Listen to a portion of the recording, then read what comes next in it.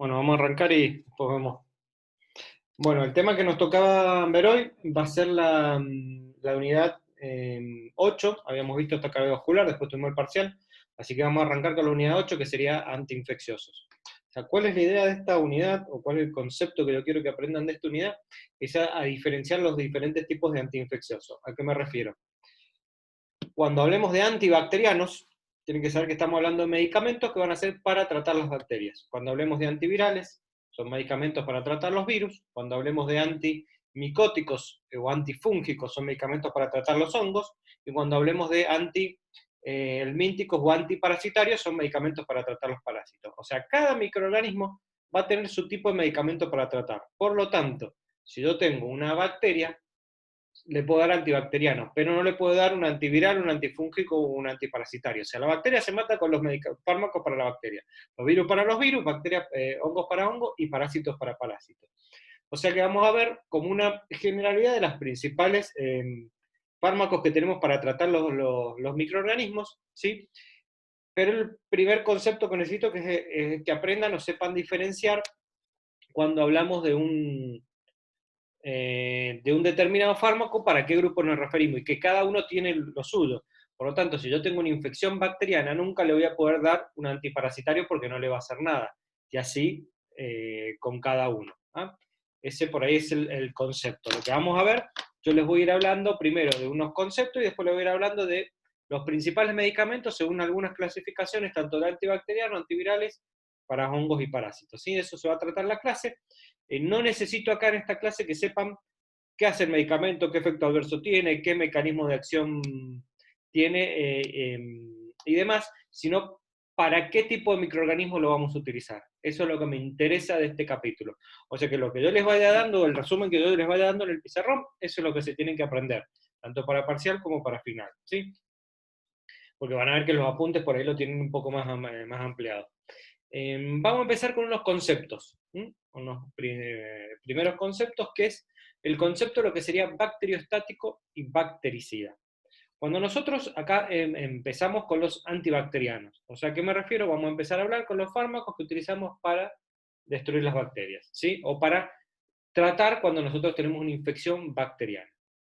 Y hay dos tipos de fármacos principales dentro de los antibióticos, por decirlo de una manera, que son los que tratamos a las bacterias. Están los bacteriostáticos y están los bactericidas. ¿Y qué se refiere a esto? Cuando nosotros hablamos de la palabra bactericida, me refiero a que son fármacos que se ingresan y lo que van a hacer es destruir a la bacteria, o sea, atacan y destruyen a la bacteria, la matan.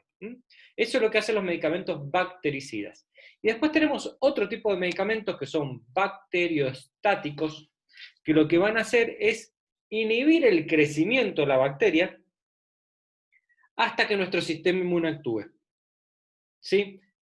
¿Qué quiere decir esto? Nosotros nos tomamos un medicamento, por ejemplo, póngale una amoxicilina, y lo que va a hacer es inhibir el crecimiento, o sea, no va a dejar que se siga replicando ese microorganismo, lo va a frenar su replicación. Entonces, va a quedar una determinada cantidad de bacterias, hasta que nuestro sistema inmune capte la bacteria, genere los anticuerpos, vaya y la destruya. Entonces, hay medicamentos que inhiben el crecimiento de la bacteria para que nuestro sistema inmune actúe, y hay medicamentos que directamente destruyen a la bacteria.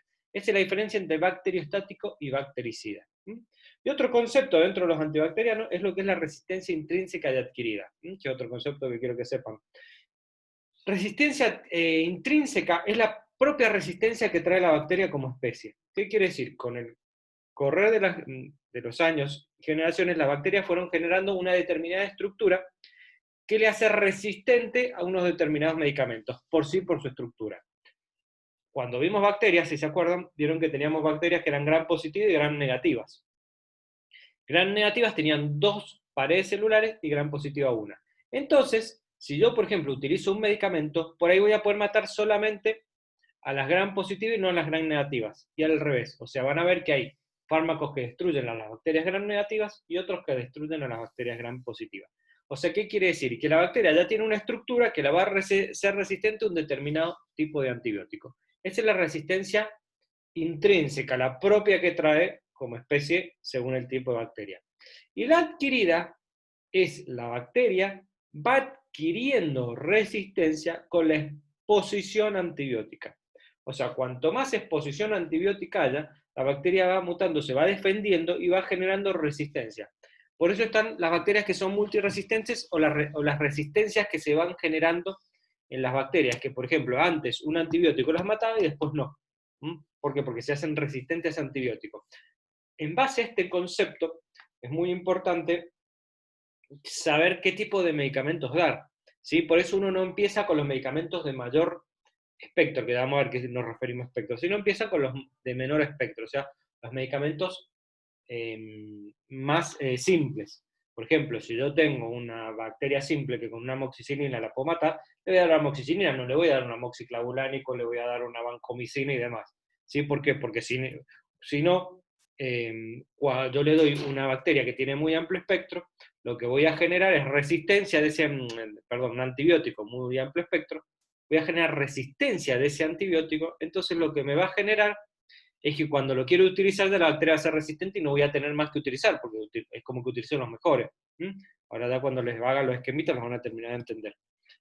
Entonces, yo necesito que sepan lo que es la resistencia adquirida, resistencia intrínseca, concepto bacteriostático y bactericida. Eso es lo primero que vamos a ver, y después vamos a empezar con lo que es la clasificación de las bacterias. Que vamos a clasificar, la clasificación de los antibióticos, que lo vamos a clasificar según en qué lugar de la bacteria van a actuar. Y vamos a hablar de los principales y para qué se utilizan.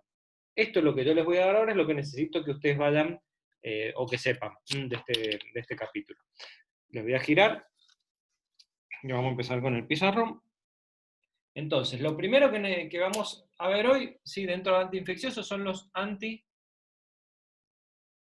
antibacterianos, o sea, los fármacos que utilizamos para destruir las bacterias, ¿sí? O sea, para tratar un cuadro infeccioso por bacterias, o sea, cuando tenemos una infección bacteriana. Entonces, cuando nosotros hablamos de antibióticos, sepan que los antibióticos solamente sirven para tratar a las bacterias, no para otro tipo de microorganismos.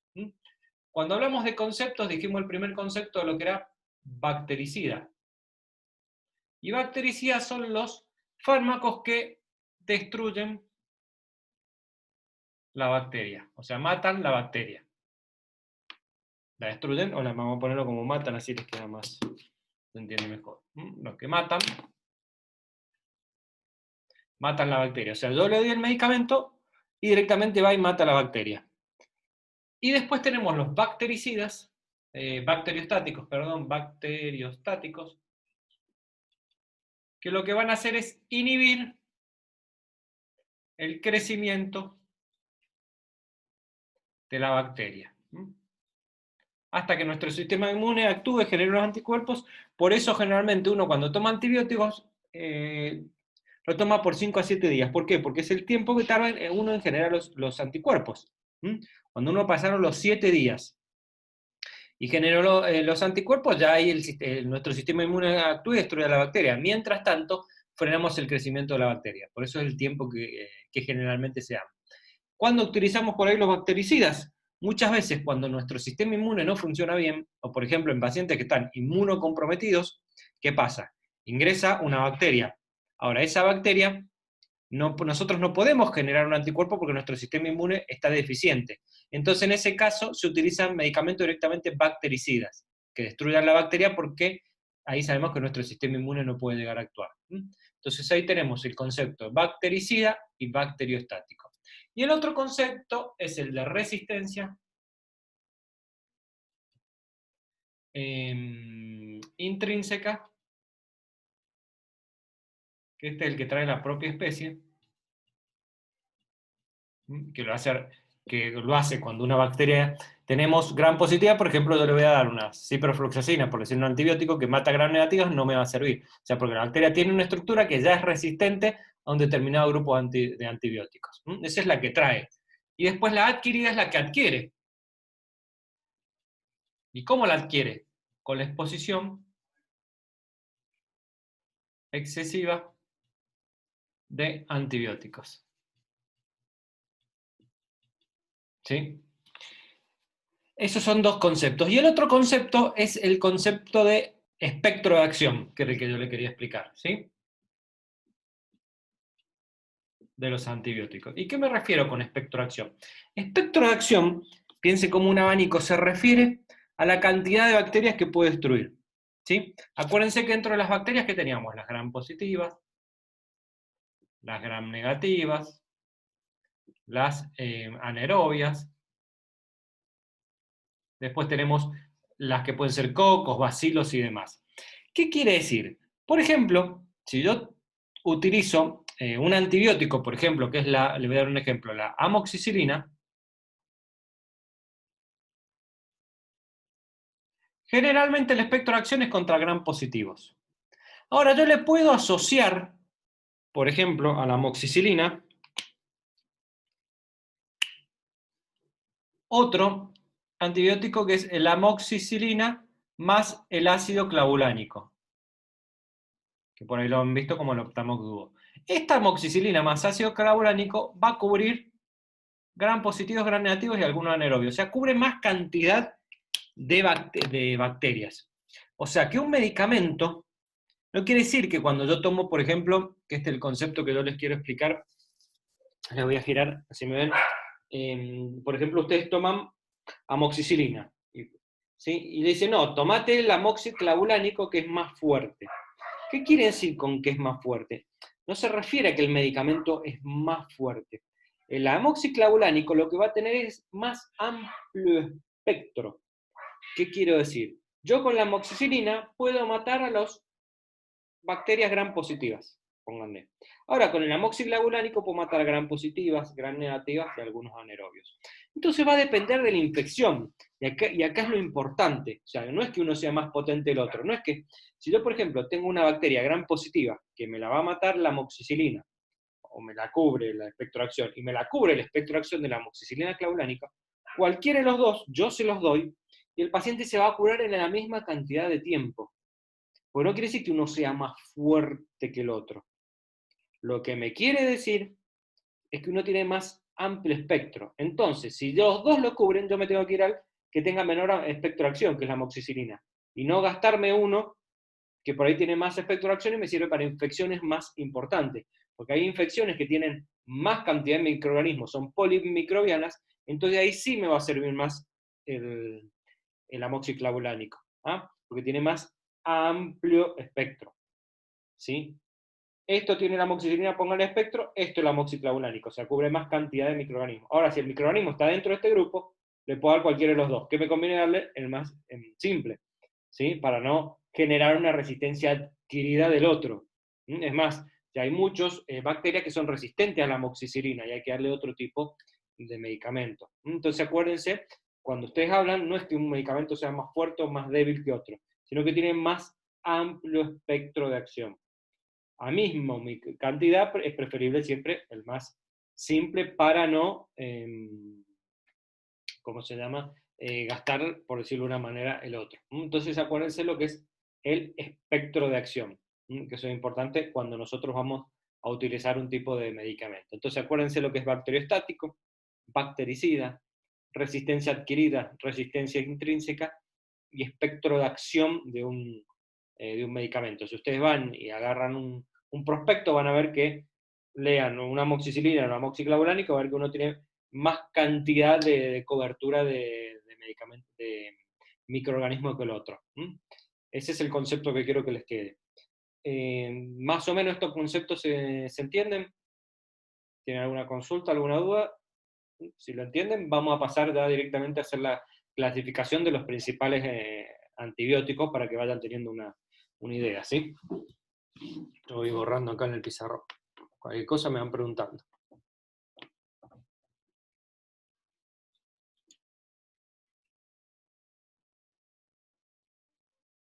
Ahora, algo que les voy a explicar antes de darle la clasificación. Esto de la resistencia adquirida, que nosotros hablamos contra la exposición de antibióticos.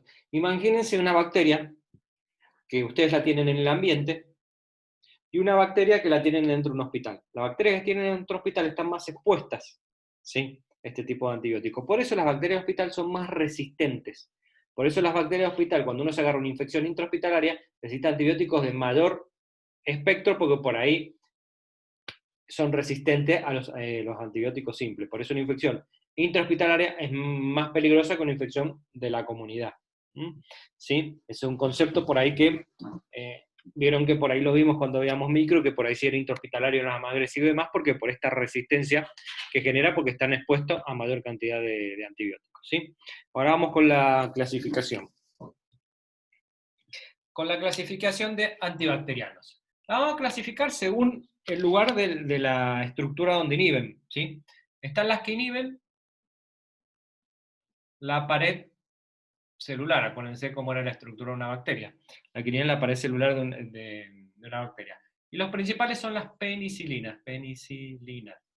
Dentro de las penicilinas, acuérdense que está la amoxicilina, está la cefalexina. Hay varios tipos de antibióticos, ahí les pongo los principales. ¿Para qué se utiliza? Generalmente para lo que son infecciones de piel, infecciones respiratorias. Por eso van a ver que cuando tengan un cuadro respiratorio, generalmente bacteriano, obviamente, le van a dar una amoxicilina o una cefalexina. Y cuando tengan una infección de la piel también, o cuando estén ante una cirugía, por ahí para prevenirla, le van a dar una cefalexina. Porque los microorganismos que se encuentran en las vías aéreas y en la piel son generalmente microorganismos gram positivos, que es lo que más cubren las penicilinas.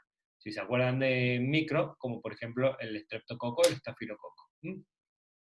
El segundo grupo, acá ya lo que van a inhibir son los ácidos nucleicos de la bacteria. Inhiben los ácidos nucleicos.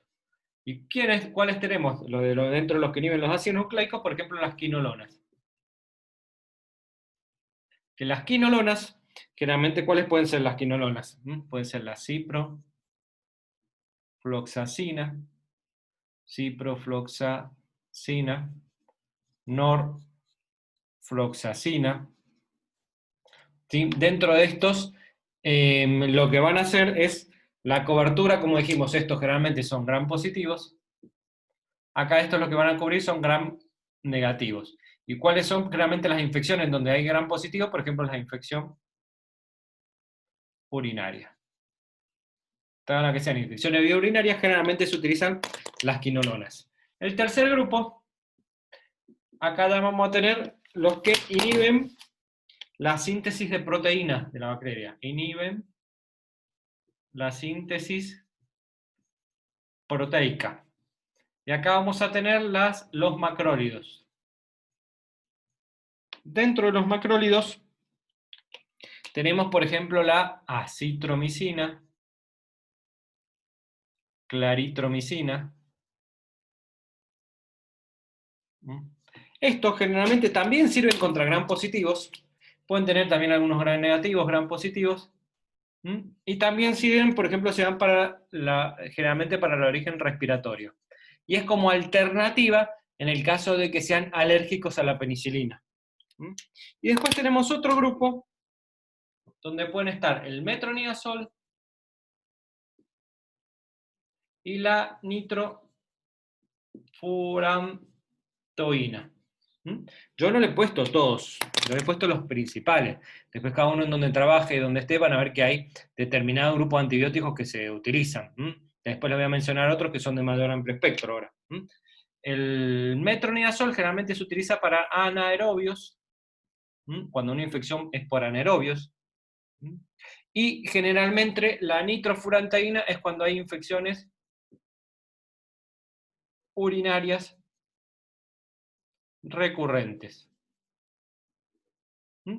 Acá tienen por ahí los principales. Ahora yo les voy a mencionar otros más que hay y qué espectro tienen.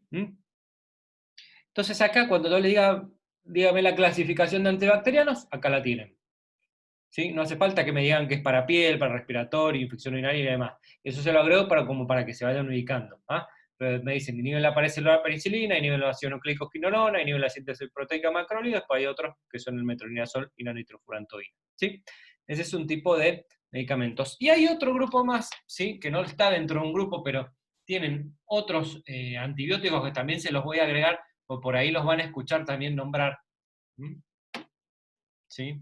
Tengan en cuenta, como les digo siempre, después cada uno va a ir viendo, depende de dónde trabaje, qué tipo de antibióticos utilizan. ¿Qué son la vancomicina? Que estos son de mayor espectro. Este que se utiliza generalmente cuando es resistente a la amoxicilina. No cuando es alérgico, sino cuando son, ¿cómo se llama? Son microorganismos que son resistentes a la amoxicilina. Después tiene el imipenem, o meropenem,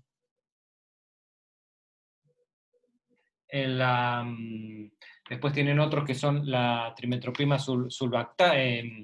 trimetroprima, la trimetroprima, después tienen, hay varios otros medicamentos que no tienen tanta utilidad, pero por ahí se utilizan. Estos que yo les pongo acá son más de, por ahí de utilización en cuadros de infecciones más graves, o por ahí que se utilizan más en terapia.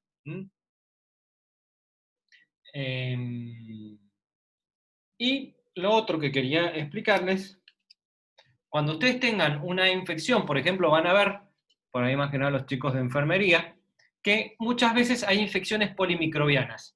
¿Y qué se refieren a infecciones polimicrobianas? Se van a encontrar con infecciones que tienen bacterias gram positivas, bacterias gram negativas y anaerobios. Entonces, generalmente van a ver que le van a dar esta combinación de antibióticos. Si se acuerdan lo que vimos recién, por ejemplo, para gram positivo, ¿qué le pueden dar? Amoxicilina. Para gram negativos, la ciprofloxacina. Y para anaerobios, el metronidazol.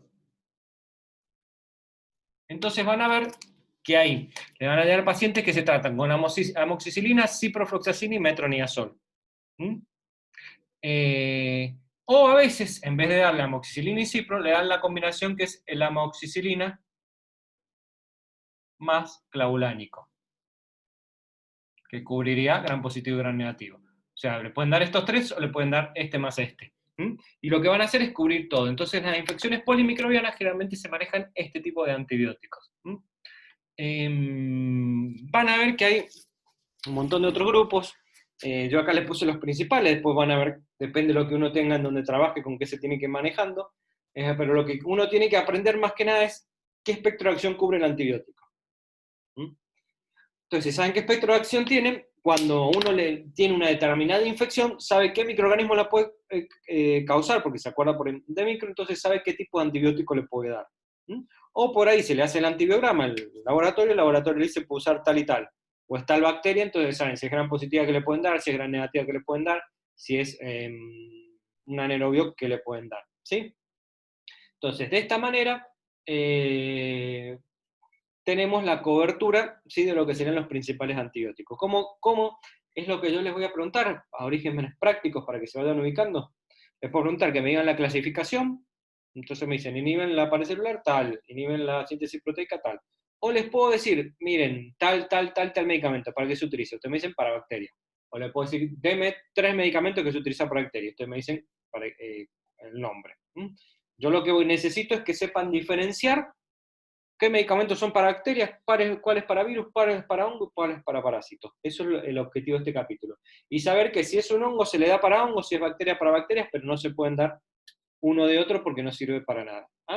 Entonces, esto es lo que sería más o menos lo que es de bacterias. De antibacterianos, ¿quieren preguntar algo? Si no, pasamos y vemos los antivirales.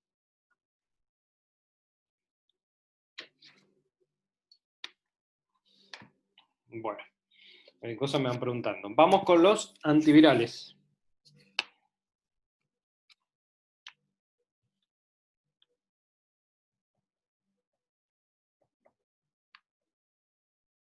Bueno, dentro de los antivirales, un solo concepto que necesito que sepan de antivirales es que todos los antivirales son virostáticos. Y acá es donde está el problema. ¿Qué quiere decir que son virostáticos? Que todos los antivirales que nosotros conocemos y utilizamos son para inhibir el crecimiento del virus. No existen antivirales que destruyan al virus, ¿sí? Pero nosotros tenemos lo que es la inmunidad celular, o sea, los linfocitos T citotóxicos, que directamente los destruyen. O sea, es una manera de compensar que nuestro organismo lo hace. Pero no tenemos medicamentos que destruyan directamente al virus. ¿Por qué esto es importante también aclarar? Porque cuando nosotros tenemos una inmunocompromiso, o un paciente que tiene un inmunocompromiso, una infección bacteriana la va a poder tratar porque le puede dar un bactericida, pero una infección viral le va a costar más porque no tiene defensas para destruirla y los medicamentos no van a estar eternamente inhibiendo el crecimiento. ¿Mm? Entonces, ahí es donde se genera el problema y por ahí en los pacientes con inmunocompromiso tienden a tener cuadros más severos cuando son infecciones virales que cuando son infecciones bacterianas. ¿Mm? Dentro de los virostáticos, también vamos a ver la clasificación directamente. Están los que inhiben, la penetración, si se acuerdan de cuando vimos micro, acuérdense que teníamos los virus que eran intracelulares, o sea, se adherían a la membrana, penetraban, una vez que penetraban se decapsidaban, se duplicaban, se volvían a ensamblar y se liberaban. ¿Mm? Este no permite que penetre el virus a la célula, ¿sí? En este grupo está, por ejemplo, la amantadina. Y la amantadina se utilizó mucho para tratar lo que es la gripe. ¿Se acuerdan la gripe H1N1? Que hubo en el 2009, la otra pandemia que por ahí algo hemos hablado. Bueno, se trataba con amantadina. ¿Mm? Vean que van a ver que generalmente los virus, como no hay medicamentos que los destruyan, generalmente dependemos mucho de las vacunas y de los sistemas inmunes. ¿Mm? Van a ver que son muy específicos los tratamientos que hay. Después están los que inhiben la replicación. ¿Mm? Que no permiten que se replique el virus. Y acá tenemos, por ejemplo, el aciclovir y el ganciclovir.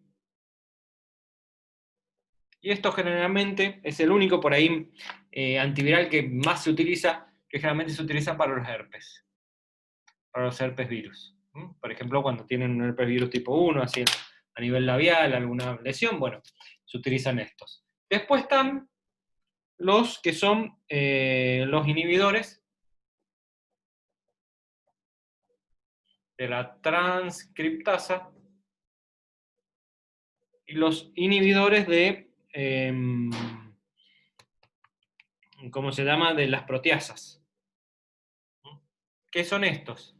Estos son enzimas específicas del HIV.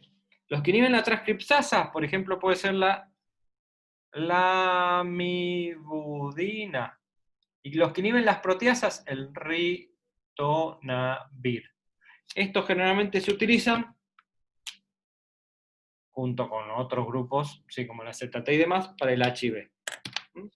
Y después tenemos los inmunomoduladores,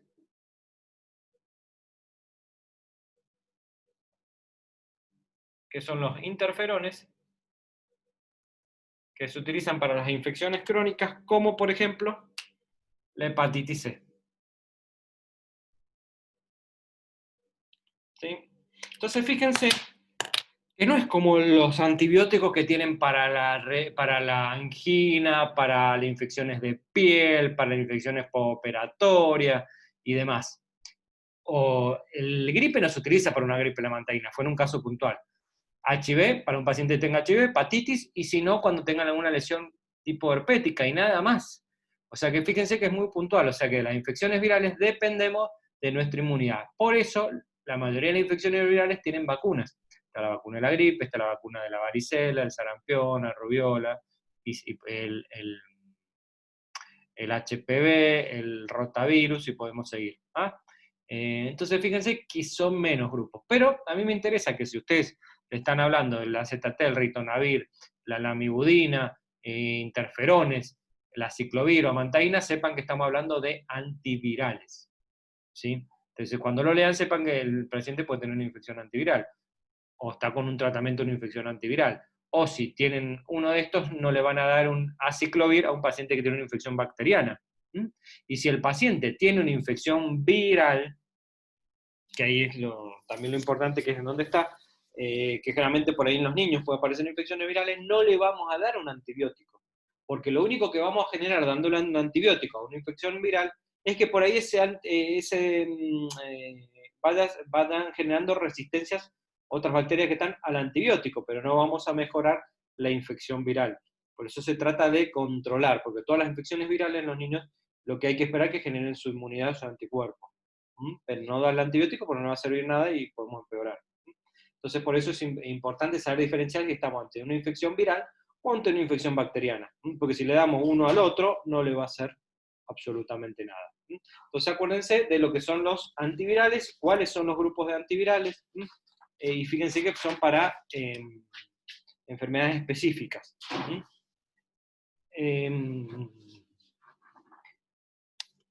¿Preguntas, dudas, consultas? Lo voy borrando acá.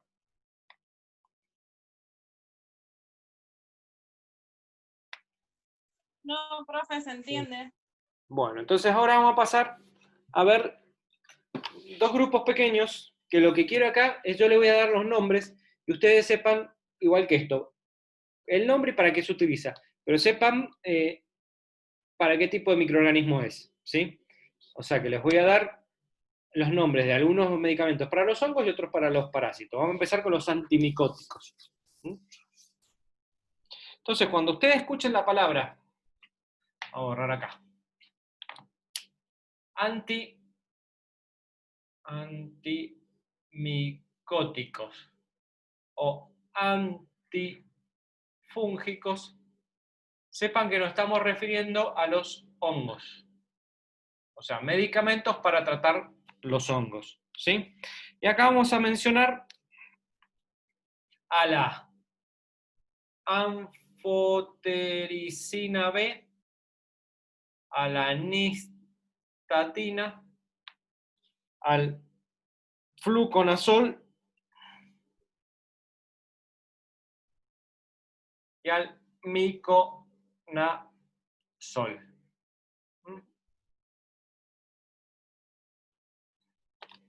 Acuérdense, anfotericina B, nistatina, fluconazol y miconazol, ¿sí? Los dos primeros, vamos a hacerlo así, así y así. Los dos primeros en el mecanismo de acción lo que van a hacer es destruir, o sea, destruyen al hongo, vamos a ponerlo así. Entonces son medicamentos que lo van a destruir y esto inhiben el crecimiento del hongo, ¿sí? Entonces fíjense que tenemos medicamentos para destruirlo o para inhibir, igual que las bacterias. Lo único que no tiene esto son los virus, ¿sí?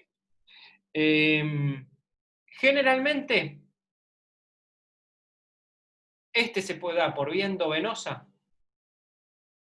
y estos que tenemos acá se pueden dar por vía oral o por vía vaginal en forma de óvulos. Para las micosis vaginales, o sea, las infecciones micóticas a nivel vaginal. Estos tres que están acá están indicados para infecciones o micosis superficiales, vamos a ponerlo así, que era como lo habíamos visto en micro. Micosis superficiales, y estos son para micosis sistémicas. O sea que si yo tengo una infección vaginal, utilizo esto, generalmente la nistatina o el fluconazol en óvulos, y en casos de una infección grave, por ejemplo, un paciente que está inmunocomprometido y tiene una infección, una neumonía por un hongo, vamos a tener que utilizar la anfotericina B por vía endovenosa. Entonces, para las infecciones sistémicas, la anfotericina B, y para las infecciones, por ejemplo, un pie de atleta, puedo utilizar el fluconazol o el miconazol en crema o generalmente en crema sobre la piel o en comprimidos. Generalmente se hacen conjuntos, se toma un comprimido y se coloca la crema en la piel, generalmente un comprimido por semana y la crema por 7 días, bueno, dependiendo del tipo de infección y demás. Pero sepan que para los hongos, nistatina, fluconazol, miconazol y anfotericina B.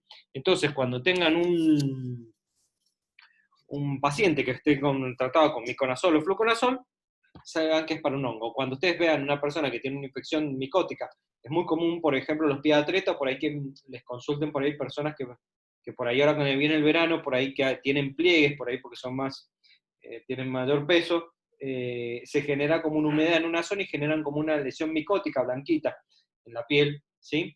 Que lo que tienen que hacer agua y jabón, como dijimos, que esté seco, y le pueden decir alguna crema que tenga fluconazol, micolazol, que utilice algo de esto, y ahí ya ustedes saben que eso es para hongo, entonces se pueden tratar de esa manera porque la infección en ese caso es un hongo pues como una cremita blanca que se genera. Entonces acuérdense, anfotericina B, nistatina, fluconazol y miconazol. ¿Cuál es la idea? Le vuelvo a repetir. Por ejemplo, yo les voy a decir, menciónenme 2 o 3 medicamentos que se utilizan para tratar los hongos, y ustedes me dicen miconazol, fluconazol y nistatina.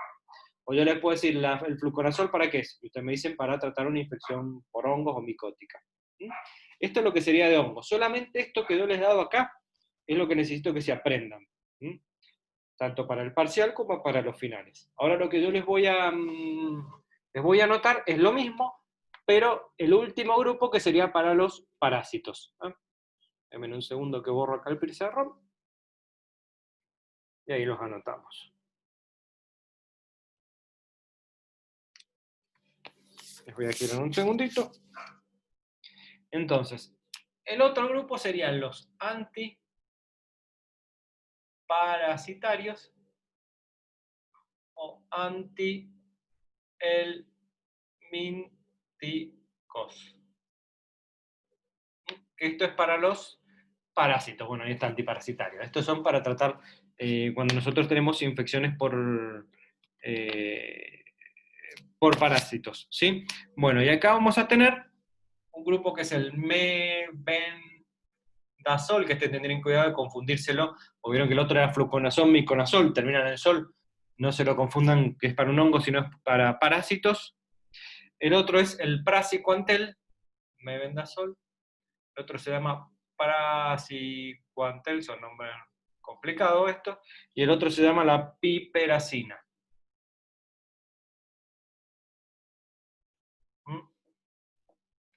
Para que se acuerden, lo que va a hacer el mebendazol, rompen la ruptura de los microtúbulos. O sea, lo que van a hacer es destruir el parásito. En cambio, estos dos que están acá lo que van a generar es una parálisis y desprendimiento. ¿Y qué quiere decir esto que genera una parálisis? Les giro así, lo explico y después les termino de poner. El mebendazol lo rompe, lo destruye, como lo vamos a estar lo que lo matan. En cambio los otros lo que van a hacer es generar una parálisis. Imagínense que estamos hablando de parásitos, ubíquense en el parásito. ¿El parásito qué hacía? Algunos parásitos se adherían al intestino y se quedaban pegados al intestino. Y van comiendo y van creciendo, ¿sí? Si se acuerdan cuando vimos micro. Entonces, ¿qué pasa? Lo que van a generar una parálisis muscular a este parásito. Ustedes imagínense que están agarrados con los músculos fuertes a un caño, pónganle. Y le inyectan algo que les relaje los músculos. ¡Pum! Caen. Bueno, lo que hace la parálisis muscular de estos medicamentos paraliza el parásito para que se desprenda el intestino, caiga y pueda ser expulsado por la materia fecal. Ese es el mecanismo de acción que tenían los dos. Uno es para tratar una cosa y otro para otra. Y ahí les voy a poner... generalmente el mebendazol es para la hidatidosis. ¿Se acuerdan algo de la tirosis o el quiste hidatídico? Y el praziquantel generalmente es para las teñas, ¿se acuerdan? Parásito que podía medir hasta 10 metros en el intestino. Y la piperacina para los parásitos chiquititos, la oxyuriasis. Sí, esos parásitos que emigraban a la región perianal y producían picazón y demás, que se trataba a la familia. También a veces se trata con mebendazol, pero se trata generalmente con piperacina. Entonces, fíjense, esto lo que hacen es paralizar al parásito para que se pueda eliminar, y directamente lo destruye. Generalmente si está en sangre. Pero entonces acuérdense del mebendazol, el praziquantel, la piperacina. Entonces, como para que les vaya sonando, que por ahí son los principales que se van a utilizar. Entonces ustedes ya saben que hay medicamentos que se tratan para los virus, otros para los hongos, otros para los parásitos y otros para las bacterias. Y si por ejemplo yo le digo cefalexina y ciprofloxacina, saben que son para las bacterias, son antibióticos. Si yo le digo la ritonavir y aciclovir, saben que son para los virus. Si yo le digo el fluconazol, por ejemplo, saben que es para parásitos. Y si le digo el mebendazol, el fluconazol, saben que es para hongo. Y si le digo el mebendazol, saben que es para parásitos. O sea, que les empiece a sonar cuál es cuál. O sea, que sepan cuando nosotros hablamos de un medicamento, para qué tipo o para qué grupo de microorganismos estamos hablando. Y si es para ese grupo, no sirve para los otros. ¿Sí? Ese es el objetivo de este capítulo. Generalmente, ¿cómo son las preguntas que le digo? que me den la clasificación, ya sea para bacterias o para virus, o yo les voy a decir, menciónenme 2 medicamentos para cada grupo, para cada microorganismo, o yo les voy a mencionar antibióticos perdón, antiinfecciosos de los que acabamos de hablar, y usted me tiene que decir si es para virus, hongo, bacteria o parásito. Realmente de esa manera se maneja este capítulo. La idea, como les digo, es que les quede claro o salgan con el concepto de cada antiinfeccioso, o sea, cada microorganismo tiene su medicamento específico y no se puede tratar al otro. Por lo tanto, si yo tengo una infección viral, no le puedo dar un antibiótico porque no le va a hacer nada. Si yo tengo una infección micótica, no le voy a dar un antibiótico porque no le hace nada. Muchas veces, o a veces cuando el paciente no responde a la medicación, puede ser que estemos dando por ejemplo, una neumonía, no me responde a la neumonía, puede ser que le estemos dando un medicamento que no es, porque quiere decir que no me está cubriendo a la bacteria que yo estoy buscando, porque por ahí es otro tipo de bacteria que necesito otro tipo de medicamento, o también tienen que pensar que por ahí no es una bacteria, sino es un hongo o un virus, entonces no le está haciendo nada porque no le estoy dando el medicamento que le tengo que dar. Entonces por eso es importante también tener esto en cuenta. Y por eso es importante también hacer, cuando uno hace el diagnóstico microbiológico, buscar no solo bacterias, sino virus, hongo y parásitos, ¿sí? Cuando uno está sospechando. ¿Y cuándo tiene que sospechar infecciones por virus, por hongo y parásitos, como hablamos antes? Cuando sean pacientes inmunocomprometidos. Ahora, infecciones virales puede tener. Y generalmente los niños, que son los que más infecciones virales tienen, no darles medicamentos, ¿sí? Salvo que sospechemos que sea bacteriana. Y las bacterianas, ¿cómo las sospechamos? Porque generalmente tienen cuadros más floridos clínicamente, o se hacen temperaturas más altas. Por eso van a ver que a los niños cuando van le dice contrólelo, si llega a ser temperatura más alta, vengo y le damos un medicamento. Y los medicamentos, una manera de controlarlo, esto es lo último de ahí le freno, es con el tiempo. ¿Qué quiere decir? Con la temperatura. En nuestro mecanismo de defensa es la fiebre. Si nosotros hacemos fiebre, ¿qué quiere decir? Que nuestro cuerpo está reaccionando porque hay una infección y la quiere frenar. O sea que hasta que no se vaya la fiebre, quiere decir que la infección está porque el cuerpo está actuando. Por lo tanto, cuando yo le doy un medicamento, una manera de saber si el medicamento, si respondió al medicamento, es si pasó 24 horas a febril, o sea, sin tener fiebre. ¿Cómo sabemos si responde al medicamento o no? Después de 48 a 72 horas, es el tiempo que uno tiene que esperar, porque tampoco cuánto va a esperar. Si después de 3 días de darle un determinado medicamento, el paciente no frenó la fiebre, quiere decir que no respondió. Entonces tenemos que ver por qué. Y si respondió, y ya pasó 24 horas a febril, seguimos y termina la infección. ¿Y cómo podemos saber si pasó esas 24 horas febril? Porque después de 48 horas, uno lo que tiene que hacer, más por ahí para los chicos también en enfermería, es darle antipiréticos según temperatura. ¿Qué quiere decir? Yo le tomo la temperatura primero y después le doy antipirético, no se lo doy reglado, porque si no yo no puedo saber si tiene fiebre o no porque le estoy cubriendo. Entonces espero, si a las 8 horas no hizo fiebre, no le doy nada. Si hizo fiebre, le doy, pero ya sé que sigue con la temperatura. Ahora, si yo le doy el antipirético, el ibuprofeno, cada 8 horas reglado, nunca voy a saber si el paciente tiene fiebre o no porque se le estoy bajando sí o sí. No sé si me explico. Entonces ese es otro de los conceptos que hay que saber. Por ahí son temas que les agrego que no, bueno, no van al tema que le estoy dando ahora, pero por ahí les sirve como concepto general. Entonces, acuérdense de lo que son los antibacterianos, los antivirales, los antimicóticos y los antiparasitarios. ¿Sí? Eso sería lo que sería dentro del capítulo de antiinfecciosos, que sería la unidad 8. Nos quedarían, nos quedan unidad 9, 10, 11 y 12. Nos quedan 4 unidades.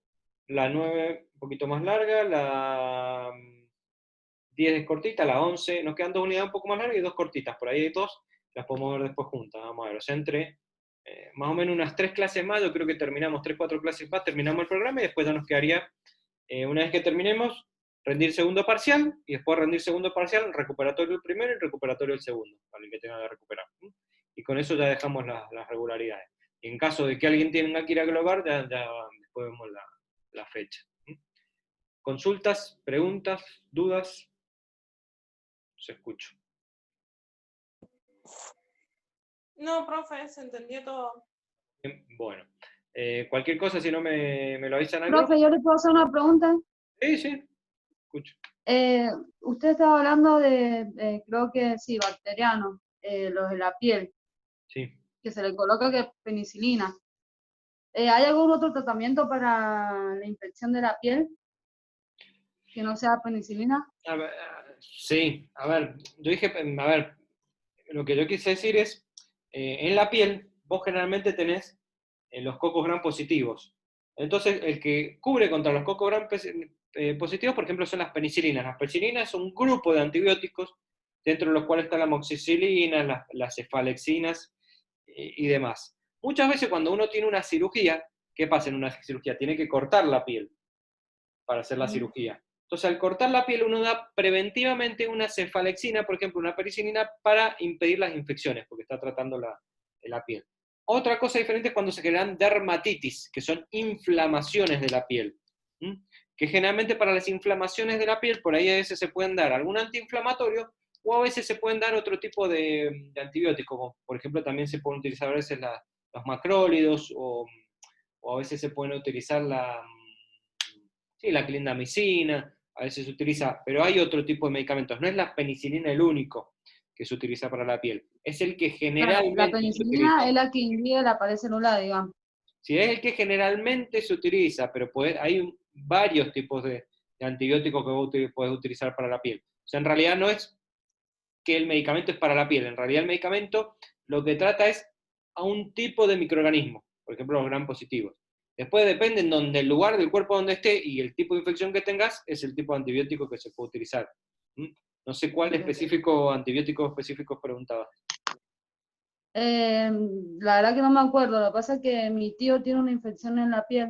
Mm. Ayer fue al hospital central y le dieron unos antibióticos, pero él es diabético y tiene mucha glucosa, o sea, tiene 500. Y yo creo que es por la misma infección de la piel.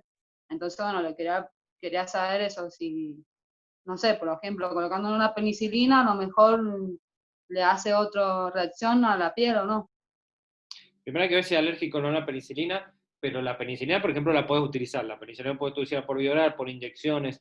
Ahora, seguramente le han dado un derivado de la penicilina o algo parecido, no sé si lo han dado por vía oral y demás. Lo que pasa es que el paciente diabético, el riesgo que tiene, que tarda mucho en cicatrizar o en curar heridas, y entonces cuando tiene una inflamación no es lo mismo por ahí que si no fueras diabético, que uno lo puede esperar. Conviene tratarlo para que esa infección no progrese.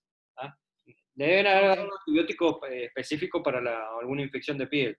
¿Mm? Puede Ujú, haber sido la penicilina como puede haber sido otro. Ah, no, por ok. ahí después fíjate, y ahí que le dieron y ahí te va a salir. ¿Mm? Pero lo más Bueno, probable es que haya sido un derivado de la penicilina, por ahí, lo que le han dado. bueno, gracias, profe. No, nada. ¿Preguntas? ¿Consultas? No, no la